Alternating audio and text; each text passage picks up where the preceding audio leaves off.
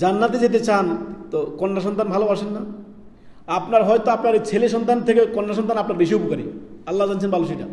অনেকে আমরা কন্যা সন্তান হইলেই আপনার কি হয়, মন খারাপ হয়ে যায়। নাউযুবিল্লাহি মিন যালিক। এই সৃষ্টিকর্তা তিনি যাকে ইচ্ছা তাকে কন্যা সন্তান দিবেন, যাকে ইচ্ছা তাকে পুত্র সন্তান দিবেন, যাকে ইচ্ছা কন্যা পুত্র উভয়টা দিবেন, যাকে ইচ্ছা কোনোটাই দিবেন না দিবেন, সেটা আল্লাহর হাতে। সৃষ্টিকর্তাকে রব্বুল আলামিন।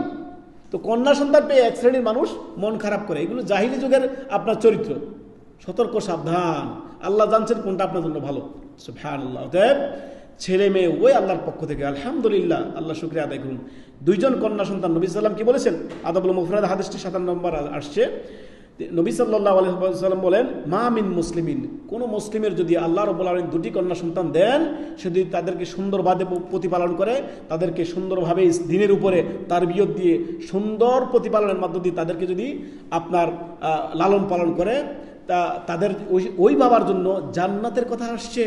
নবী সাল্লাল্লাহু আলাইহি ওয়াসাল্লাম ইল্লা আদখালাহুল জান্নাহ, তাকে জান্নাতে প্রবেশ করানো হবে। সুবহানাল্লাহ। তো কন্যা সন্তান পেয়ে কখনো বেজার হবেন না। যাদেরকে আল্লাহ তাআলা কন্যা সন্তান দিয়েছেন, আল্লাহ শুকরিয়া আদায় করুন, বলে আলহামদুলিল্লাহ, আল্লাহ নেয়ামত, অনেক বড় নিয়ামত। আল্লাহু আকবার। অন্য হাদিসে আসছে যে আপনার আল্লাহর অনেকগুলো নিয়ামতের মধ্যে একটি হচ্ছে, বড় নিয়ামত হচ্ছে আপনার কন্যা সন্তান লাভ করা। সুবহানাল্লাহ। আল্লাহ আমাদের সকলকে নেক সন্তান দান করুন। আল্লাহুম্মা আমিন।